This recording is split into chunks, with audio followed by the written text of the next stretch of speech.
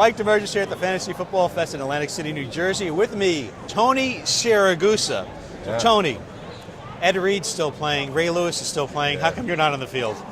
My body parts would be falling all over the place, man. No, I had enough. 12 years was good enough for me, and it's amazing to see Ray still playing. He's like a freak.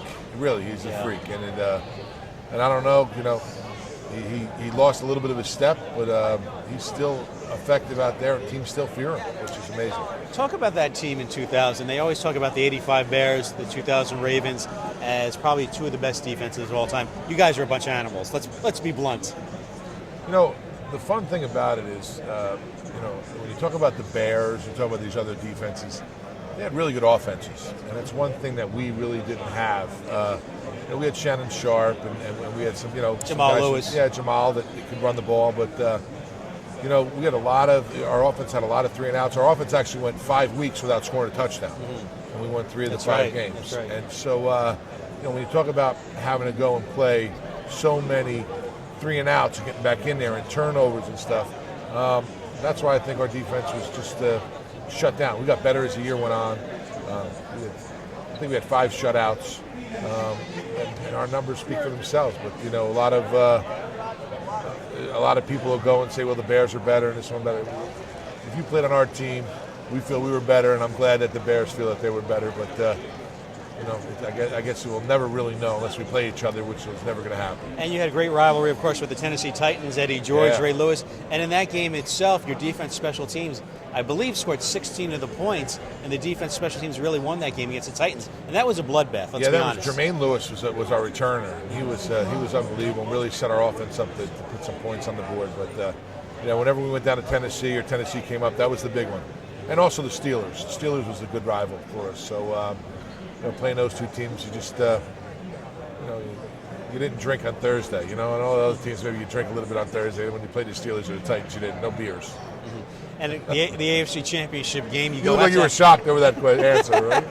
I was. I thought you guys were like the Raiders. I'm like, really? Tony Siragusa? Not turning down beers? They told us not to drink on Thursday. That doesn't mean we follow rules all the time.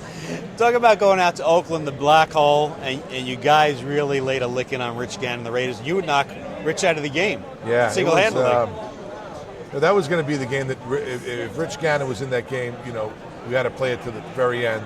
And we wanted to try and rile him up as much as possible. And Mike McCreary was next to me, and I sort of gave him a free call so he can go anywhere he wanted. He came inside. I just wrapped around, and when I saw Rich, I wasn't stopping. I was going to hit him. And I did. I didn't get a flag because I thought it was a good hit, and I just happened to land on him.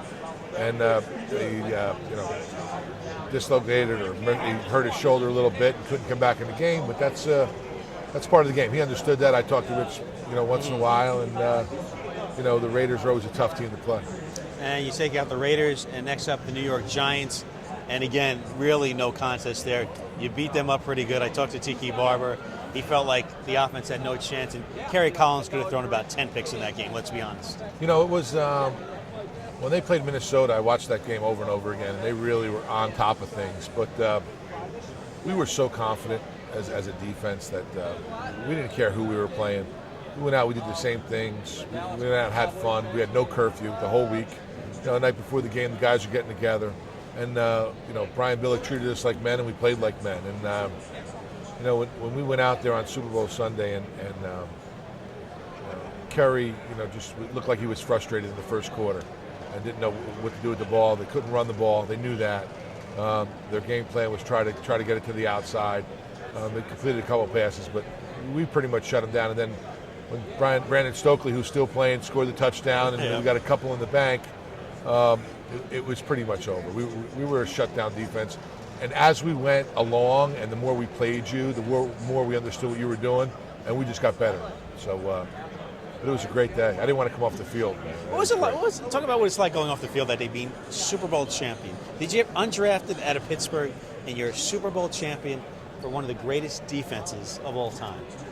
When the Super Bowl was over and all the confetti's flying around, it was pretty funny because I had my daughter, my son was there. Didn't make the game. My mother was there, and my brothers. And, Hell of a Super Bowl, yeah. Yeah, it was great, great. So we it was funny. I went up into the stands. I got my daughter. I brought her down on the field, and I was ready to go on the podium. And they were going to do the award ceremony, and we were going to get the trophy. And I told my daughter, "What do you want to do?" And she goes, "I want to go see Edgar Allan and Poe." So while the whole team was up on the stand, I was over there talking with the mascots with my daughter. Yeah. So she even took priority that day, which was great. And during the course of that year, your personality really came out and was really the foundation of what you're doing today. You do an incredible job. You give the people information, you give them personality, and you have fun at what you do.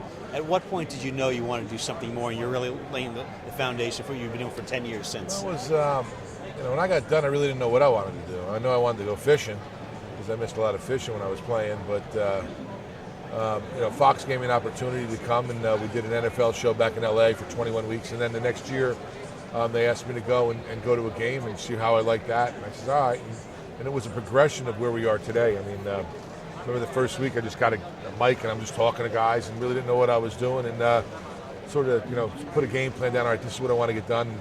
All the way to now, I remember I had a 4-inch screen to watch the game. Now I have two 60-inch plasmas in the end zone, and a telestrator, and Darryl Johnson's been awesome, and Kenny Albert. I mean, they really helped me come along, and it's been a fun ride, and I'm having fun. That's the main thing. When I stop having fun, that's when I'll be done doing this. We talked about you played with Ray Lewis, future Hall of Famer. Talking to some former Giants around here, talking about Lawrence Taylor, two of the best of the game. How do you compare the two? One was obviously an outside linebacker, one was a middle linebacker. Ray Lewis, maybe the best of all time, you would say? I think if you look over the period of time he played, at the level he played, the things he accomplished, the things he overcame. Ray had that year we won the Super Bowl. Or was the year before we won the Super Bowl. The year of we won the Super Bowl, he had that little run-in Atlanta. And that had to be tough, very tough to deal with. And Billick really was behind him, and it had to be a rallying cry really for you guys. Yeah, we were all like brothers, and he sat down with us, and we all went over it, and we stuck behind him. And, people don't forget about don't remember the adversity. I mean, just that laying on your head, not knowing what's going to happen with that old thing, because let's face it, there's a lot of innocent guys in jail right now. If Goodell was a commissioner, he might not have played in that Super Bowl. He might not have. So, but Ray is definitely, in my eyes, the greatest middle linebacker ever to play the game at the level that he's played. I don't want to take a guy, guys like Singletary, and there's a lot of middle linebackers out there who I don't want to say they aren't. They aren't. Yeah, they aren't the players. Great players also.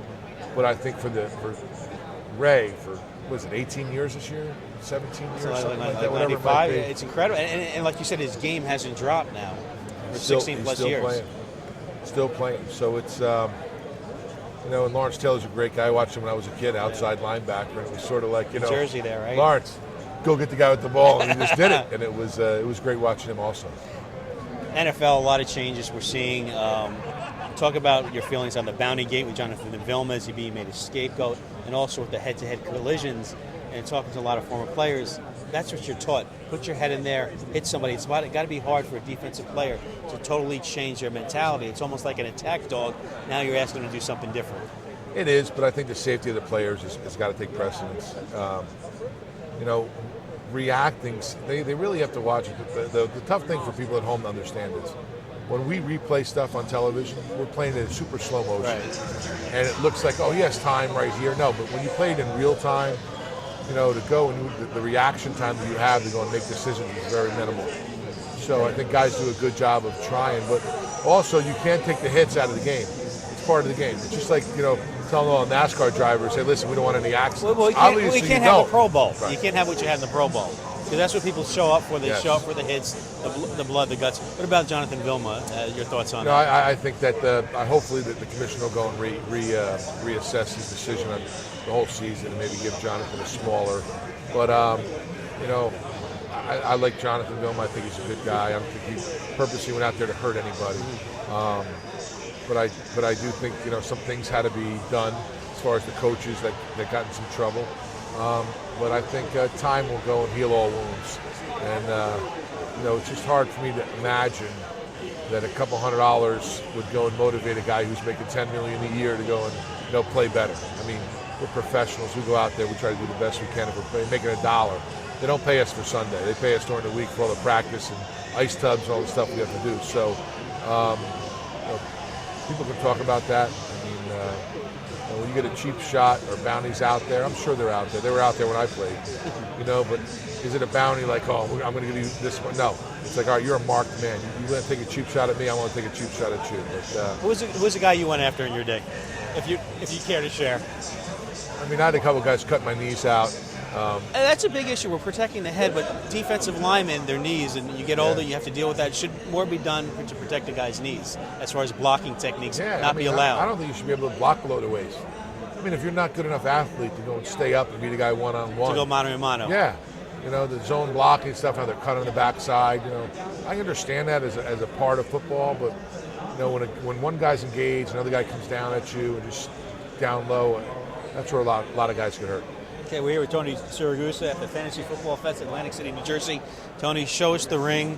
Let all the fans see it. How often do you look at that ring and just say, when I got it, I wore it for a whole year. Never took it off.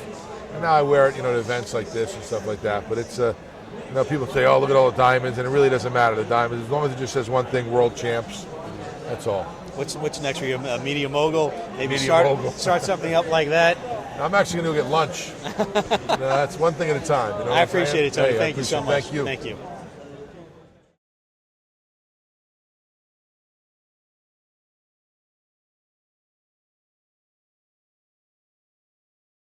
Mike Damergis here at the Fantasy Football Fest.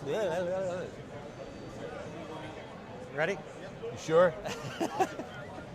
Mike Damergis here at the Fantasy Football. You're doing good, Mike. Keep going.